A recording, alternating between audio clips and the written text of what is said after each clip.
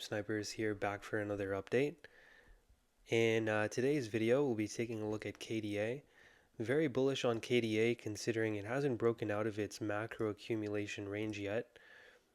Now, like I said in my previous videos, whenever you see range-bound like action, you would want to place three horizontal lines on the chart. You can just eye them, and basically this will allow you to not panic and to see where the market makers are entering into their position.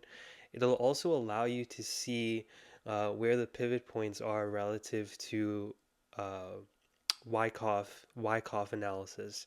So what we see over here with KDA is we have our preliminary supply. So basically that's one last upswing before you enter into your selling climax. This is when a lot of holders capitulate, a lot of supply enters into the market.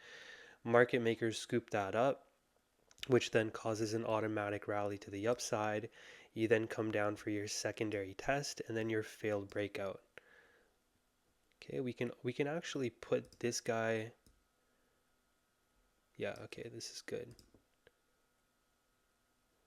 So you have your preliminary supply, your selling climax, your automatic rally, secondary test, failed breakout, secondary test in phase B, then your failed breakout number 2, and then you come down for your spring below this range low. Then you have your test and then your last point of support coming down to the 78.6% fib, the 702,786. You see how we perfectly came down to that 702,786 here, right over here. This over here is your test, or sorry, your last point of support before your sign of strength. Now your sign of strength is likely to take us to the 1.618 and 2.618 relative to our March high down to our August low.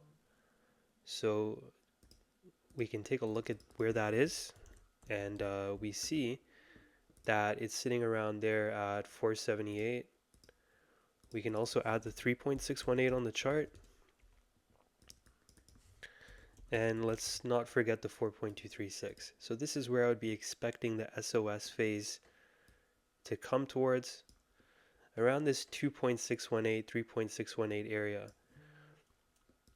right? And you can see that we've been within this accumulation schematic for about 1,000 days now. So it wouldn't surprise me we have expansions very soon. We also did come down to the 100-day SMA right over here.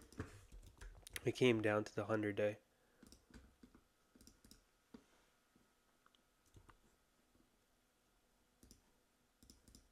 Oh, we actually came down to the 200-day moving average, so even more bullish. We not only came down to the 200-day moving average, but we came down to the 702,786.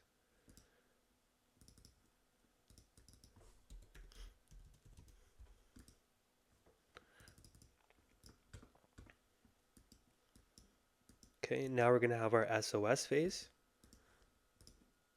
Now to find confluence with that SOS pivot, we're going to take a fib from the last all-time high down to the low. And we'll just take a look at these Fibonacci levels here. Okay, we have some confluence here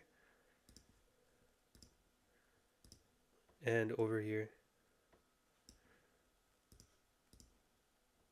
Okay, so these are your conservative targets before we break the all-time high. Before we take a look at the targets above the last all-time high, let's first take a look at where the next pivot point is going to be after breaking out of this 1,000-day long accumulation range. So around the 460 to 536 region and the 629 to 772 region. And then we also have the $3 to 320 region as well. Okay, so these would be your this would be your TP1, TP2, TP3 if you're actively trading this, right? But yeah, this is a perfect schematic here. And this is what total 3 is doing. So this is total 3 right here. This is perfect Wyckoff accumulation. We have your sell and climax. We can actually pull it up right here. We can actually pull it up right here. So this is total 3. Okay. You have your sell and climax. You have your automatic rally, secondary test, your failed breakout, your secondary test in phase B, your failed breakout number 2, your partial decline before your continuation higher. And we see the same thing with KDA, but just on the higher time frame, right? But yeah, this is KDA. I think it's going to do well. We would be looking at about a 5x from the current price to the major point of interest. This over here would be our major point of interest, right here. These two levels.